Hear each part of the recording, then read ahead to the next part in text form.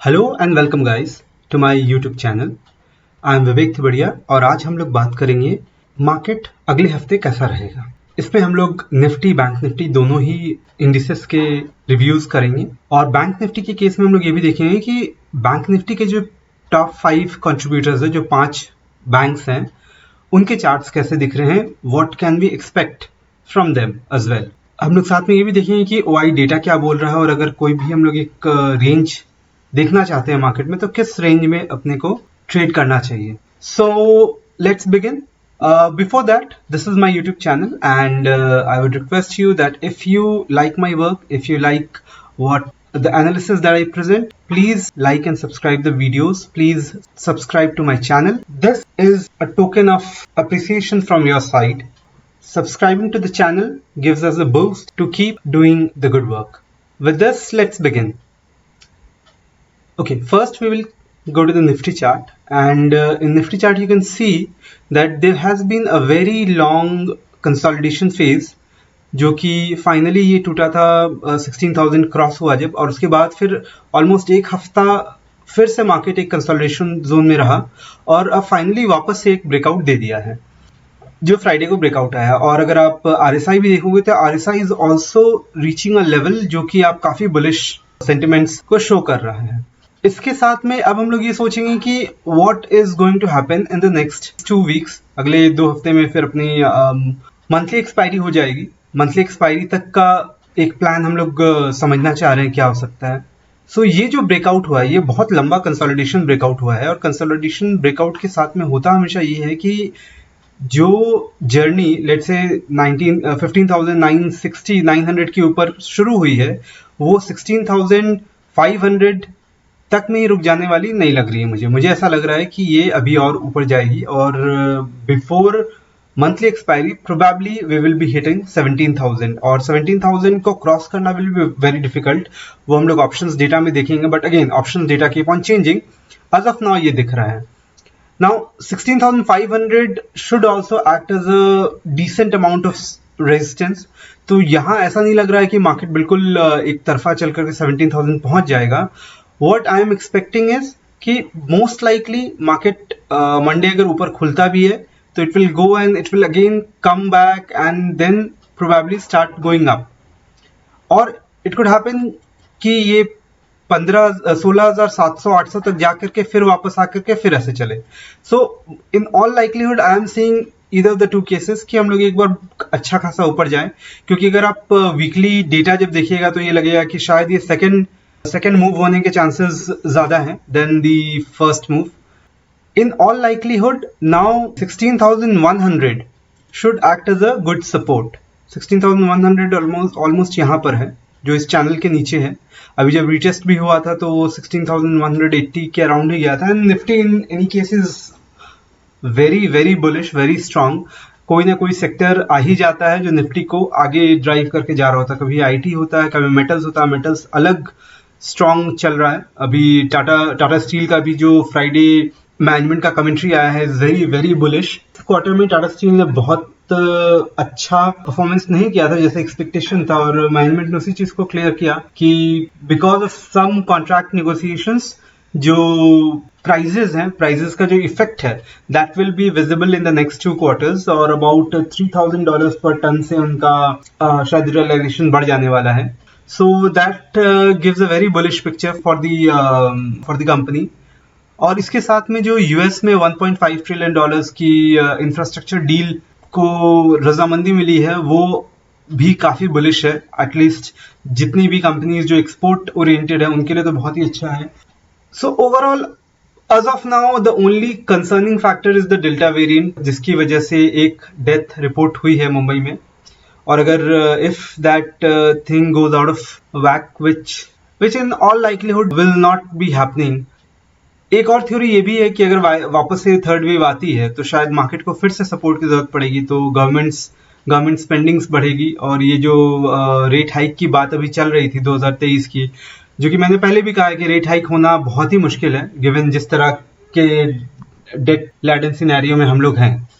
Eventually होगा ये कि इस हाई इन्फ्लेशन के साथ में गवर्नमेंट्स को रहना पड़ेगा and even if the rate hike comes, it will be very slow and calibrated rather than कि पूरी तरह से रेट्स को पास ऑन कर दिया जाए. So इसलिए मुझे ये लग रहा है कि एसेट्स में जो एक बुलिशनेस बनी हुई है वो अभी कम से कम अगले 1-1.5 साल तक बनी रहेगी. तो जितने भी अभी करेक्शंस वगैरह आएंगे उसमें डरने का नहीं है, और उसमें जहां तक हो सके अच्छी कंपनीज जिनका की ग्रोथ प्रोस्पेक्ट काफी अच्छा हो वो बाई करना है और होल्ड करना है, या ट्रेड भी कीजिए आप. I think it will keep on giving good money to both investors and traders. So yeah, so this was the Nifty chart, and as I said, we are heading for 17,000 today, tomorrow, day after tomorrow, month के and में जब भी. ना इसका open interest का थोड़ा data देख लेते हैं. ठीक है, ओपन इंटरेस्ट का वीकली डेटा अगर आप देखोगे ना फ्राइडे का, तो फ्राइडे में आपको दिखेगा कि बहुत ज्यादा बहुत ज्यादा पुट राइटिंग हुई है यहाँ पर, which also reflected in the way price moved out of that resistance zone, that consolidation zone. और सबसे मेन बात है कि फ्राइडे को ऑलमोस्ट 16 मिलियन कॉल्स राइट हुए थे, उसके अगेंस्ट 32 मिलियन अप्रोक्सीमेटली, मतलब ऑलमोस्ट डबल पुट्स राइट हुए हैं. और अगर आप कॉल साइड में भी देखिएगा तो नीचे के लेवल से कॉल सब अनवाइंड होने शुरू हो गए हैं, विच इज अ साइन कि लोगों को यहाँ पर अब लग रहा है कि ये तो अब बचने वाला नहीं है. दे आर, जिसको हम लोग बोलते हैं ना कि ऑप्शंस की कन्वेक्सिटी जो होती है, जैसे जैसे इन द मनी आप जाते जाते हैं आपके लॉसेस बहुत डिस्प्रोपोर्शनेटली बढ़ने लग जाते हैं. उस वक्त यहाँ पर जो भी नीचे फंसे हुए हैं वो लोग लिक्विडेट करके अपना लॉसेस बुक करके भागते रहते हैं, and that leads to short covering. Now यहाँ पर पुट्स जिस तरह से बेस बना रहे हैं, जिस तरह का बेस बना चुके हैं puts, and this is only one day data, हम लोग को ओवरऑल डेटा देखना चाहिए. तो इसमें ये लग रहा है कि 16,300 400 तो अब बहुत ही मुश्किल है कि निफ्टी उसको तोड़ करके नीचे जाए. बट ऊपर साइड में अगर आप देखोगे तो 16,800 पे कॉल राइटिंग ज्यादा हुई है लास्ट फ्राइडे को. इसका मतलब है कि पीपल आर थिंकिंग कि जो अगला 300 पॉइंट्स है that can come under attack. 16,500 के बाद 16,600 जो राउंड नंबर्स जो रहते हैं उस पे ज्यादा आपको जनरली एक्टिविटी दिखती है. बट अगर आप 16,600 16,700 पे भी एक्टिविटी देखिएगा तो बहुत ज्यादा कुछ नहीं है, और 16,800 पे मेजर एक्टिविटी बढ़नी शुरू हो गई है. अगर इसको हम लोग ओवरऑल डेटा में देखेंगे जो कि इस वीक का डेटा है, तो यू कैन सी कि ऑलमोस्ट ये 16,300 400 500 तक सब कुछ कैप्चर हो चुका है. अब सिर्फ बात ये रह गई कि अगर ये थोड़ा और पुश करेंगे तो these people will start to panic. 16,300 and 16,400 वाले जो लोग हैं ये लोग पैनिक करेंगे और ये लोग भागेंगे यहाँ से. नाउ इस डेटा में भी अगर आप देखिएगा तो 16,600 भी बहुत ज्यादा स्ट्रॉन्ग रेजिस्टेंस पोज करेगा, आई डाउट. अगली जो लड़ाई है शायद वो 16,800 के अराउंड पे ही होने वाली है. So this was it for the weekly. For the monthly अगर हम लोग जाकर के देखते हैं तो मंथली में भी अगेन सेम पिक्चर. यहाँ नीचे में बहुत ज्यादा कॉल अनवाइंडिंग हुई है, यहाँ से लोग भाग रहे हैं. बट अगर आप मंथली पिक्चर देखिएगा तो मंथली पिक्चर में 16,500 अभी तक has not been captured actually. अभी भी कॉल्स यहाँ पर काफी ज्यादा हैं, और देयर इज अ चांस कि अगर थोड़ी भी कोई भी बैड न्यूज आएगी तो bears will try to reinforce their power, और वो लोग वापस से बुल्स को थोड़ा पीछे भेजने की कोशिश करेंगे. Now, the only concerning factor here is that PCR ratio has gone quite high. Weekly में 1.7 है, and monthly में that PCR ratio is about 1.8. So 1.7 1.8 थोड़ा सा ओवरबॉट वाला जोन जैसा बन जा रहा है. तो यहाँ से हो सकता है कि एक टाइम करेक्शन, प्राइस करेक्शन मेरे को कम लग रहा है, लेकिन टाइम करेक्शन के ज्यादा के चांसेस मुझे ज्यादा लग रहे हैं. वन मोर थिंग जो कि निफ्टी के लिए आप ट्रैक करना चाहेंगे वो ये है कि निफ्टी में टोटल फ्यूचर्स का ओपन इंटरेस्ट जो है वो इस बार 15 मिलियन तक पहुंच चुका है 13 अगस्त में ही. और मैंने पिछले 4 महीने का डेटा देखा था जो भी अवेलेबल था इसमें, कि पिछले 4 महीने में कभी भी ऐसा नहीं हुआ कि निफ्टी फ्यूचर्स ओपन इंटरेस्ट जो है 15 मिलियन तक पहुंच जाए, 1.5 करोड़ जैसे ओपन इंटरेस्ट. तो इतना आसान भी नहीं है निफ्टी को नीचे गिरा पाना. So this was Nifty. Let's move to bank Nifty. Bank Nifty weekly again, bank Nifty weekly में अगर आप देखोगे तो बुलिश स्टैंस अगेन आपको दिखेगा. और फ्राइडे को ये हुआ है कि नीचे से कॉल्स अनवाइंड होने शुरू हो गए हैं 35,800 एंड 35,900 के. 36,000 पे बहुत ही बड़ा कैंडल ये दिख रहा है, बहुत ही बड़ा जो ओपन इंटरेस्ट पुट राइट किए गए हैं. दिस शोज की एक स्ट्रेंथ तो आ गई है, यहाँ पर एक बड़ा सा सपोर्ट क्रिएट होना शुरू हो चुका है. अगर हम लोग ओवरऑल डेटा में जाएंगे तो यू कैन सी कि 36,000 पे ऑलमोस्ट 14 लाख पुट्स हैं और 10 लाख कॉल्स हैं। एंड अगर मार्केट थोड़ा और पुश करता है तो ये जो इतने सारे कॉल्स यहाँ बैठे हुए, ये सारे जो कॉल्स बैठे हुए हैं, शायद ये लोग they will start to unwind. अभी तक हमने देखा था कि 35,700 800 पे अनवाइंडिंग शुरू हो चुकी है, 900 पे अनवाइंडिंग शुरू हो चुकी है। 36,000 पे अभी भी कॉल राइटिंग हुई थी, may be in the morning session ज्यादा रही होगी जो बाद में कम हो गई है, बट नेट 36,000 पे भी कॉल राइटिंग हुई थी। अगर मार्केट मंडे और ट्यूसडे भी स्ट्रेंथ शो करता है, they will start to panic, और उसके बाद शायद हो सकती है कि थोड़ी और हम लोग को शॉर्ट कवरिंग देखने को मिल जाए। तो बैंक निफ्टी के चार्ट में अगर आप देखोगे तो ये डेली चार्ट है, मैं इसको 15 मिनट्स के चार्ट में लेके जाता हूँ। तो ये 15 मिनट्स का चार्ट है। ये लास्ट टाइम अगर आप देखोगे ये जो लेवल था ना 36,230 से लेकर के 36,300 का पूरा लेवल पकड़ लो, ठीक है। ये लेवल मार्केट के लिए काफी स्ट्रॉन्ग रेजिस्टेंस शो करता रहा है। इवन लास्ट टाइम भी जब हम लोग गिरे थे तो 2-3 बार हम लोग इस जोन पे आकर के टकरा रहे थे and we were not able to cross 36,280। Finally we broke down. तो अगर आप वो देखोगे तो वहां से चलते हुए हम लोग वापस से फ्राइडे 36,223 पे पहुंचे हैं, और फिर लास्ट जो क्लोजिंग हुई थोड़ी नीचे हुई है, बट ये सेटलमेंट के हिसाब से भी हो सकता है, इसको इतना वैल्यू नहीं देना चाहिए।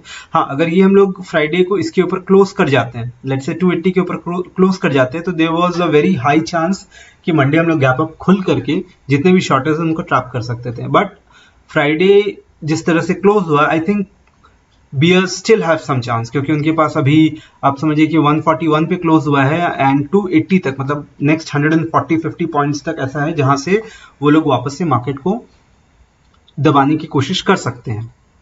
एक और पॉइंट था कि जब फ्राइडे को मार्केट करेक्शन हुआ वो नीचे गिरा तो बिल्कुल ये 35,945 के लेवल को टच किया, टच करने के बाद फिर ऊपर चला गया। ये 35,945 का जो लेवल है, अगर आप थोड़ा पीछे जाओगे तो देखोगे कि बहुत सारे विक्स हैं।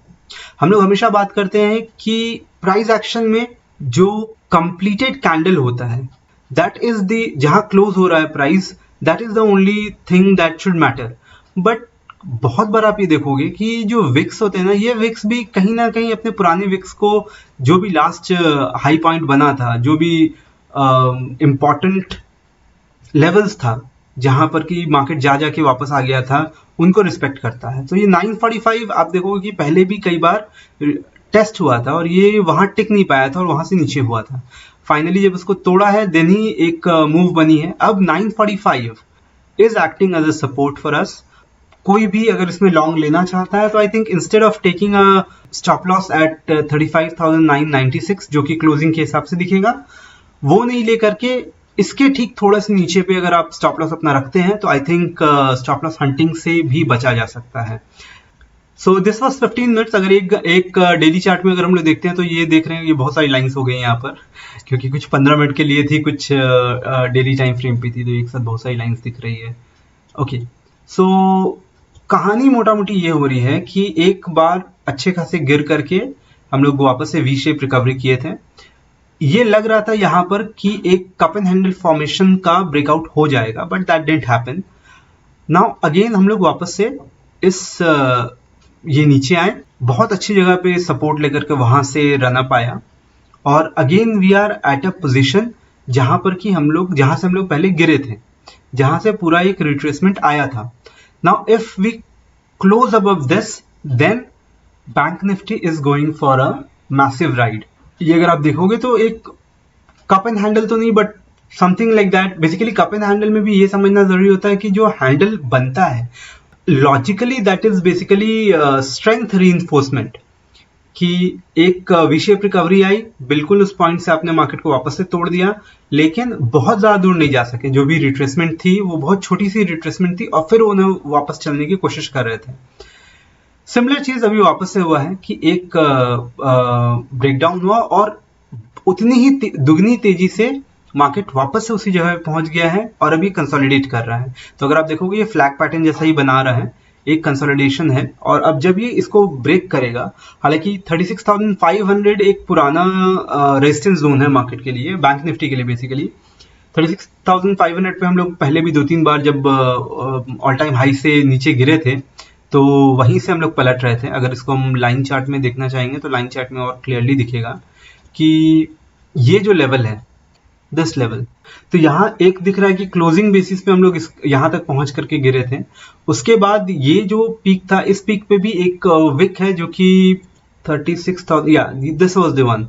तो यहाँ ओपनिंग हाई हुई थी, गैप अप हुआ था और वहां से ऑलमोस्ट 36,515 से फिर से पूरा स्लाइड आ गया था। तो this area is going to pose as a natural resistance, और वो हम लोग कब तक कितने देर में पार करते हैं, दैट विल डिसाइड कि when this all time high will be taken. So bank Nifty के केस में what I am feeling is it's not matter of if, but it's matter of when, that we are going to cross all time high very soon.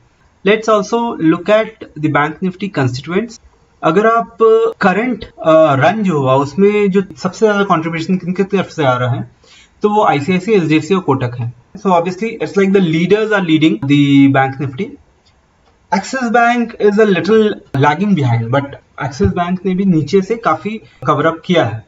SBI has become a laggard for some time. वो एक zone में जाकर के फंस गया है और वहां से वो बढ़ नहीं पा रहा है। As of now, Bank Nifty is looking more comfortable going higher. Why? Because अगर आप उसका open interest का डेटा भी देखोगे तो PCR is still at 1, जबकि हम लोग निफ्टी में देख रहे थे वो 1.8 1.7 तक पहुंच चुका है। दिस इज वीकली, और ये लग रहा है कि काफी स्पेस है जहां पर कि बैंक निफ्टी अभी और आगे बढ़ सकता है। बैंक निफ्टी में मंथली के केस में देखिएगा तो यहाँ पर काफी सारी अनवाइंडिंग होनी शुरू हो चुकी है। 36,000 से लेकर 36,200 तक काफी स्ट्रॉन्ग पुट्स का सपोर्ट आ चुका है। ऊपर साइड में 37,000 पे एक्चुअली सबसे ज्यादा आपको ये दिखेगा, but this is for August 13th, और हम लोग अगस्त 13 के हिसाब से ये लग रहा है कि इवन 36,500 पे भी काफी पुट्स राइट हुए हैं। नाउ ओवरऑल अगर शेप हम लोग देखेंगे तो कुछ इस टाइप से दिख रहा है कि अभी भी 36,000 बियर्स के हाथ से जा चुका है, ऐसा नहीं है।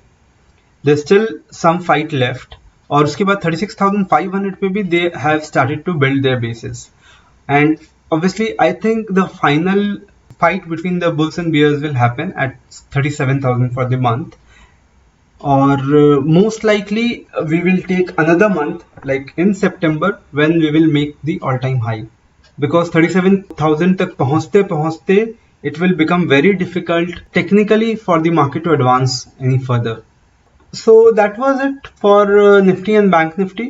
Important अगर zone हम लोग देखना चाहेंगे तो बैंक निफ्टी के केस में आई वुड से मंथली अगर कोई कर रहा है देन बहुत ज्यादा कंजर्वेटिव करना है तो 34,500 के अराउंड पे आप राइटिंग कर सकते हो, एंड 37,000 पे 37,000 जो बिल्कुल ऑल टाइम हाई है उसके अराउंड पे आप कहीं पर अपना राइटिंग कर सकते हो, कॉल की राइटिंग 37,300 400 के अराउंड पे मंथली के केस में।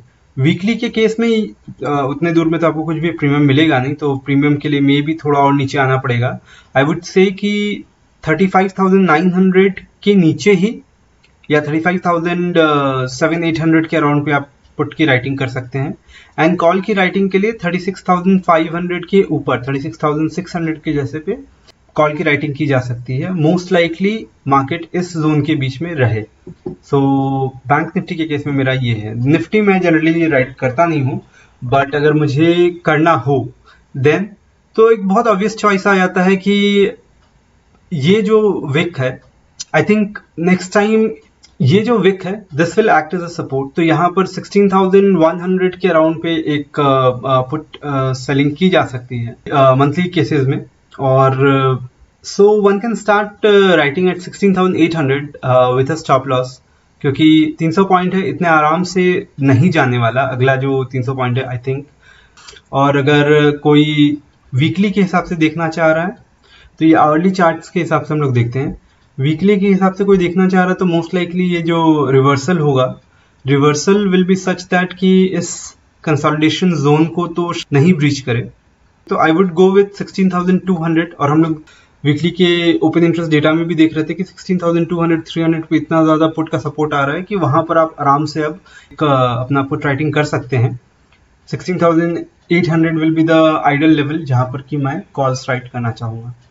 So that's it guys for a reviewing of Nifty and Bank Nifty. Do let me know whatever your feedback is. I read all your comments and try to give apt answers as per my understanding and knowledge. और इसी तरह से थोड़ा अपना प्यार दिखाते रहिए. That's it guys. Thank you very much.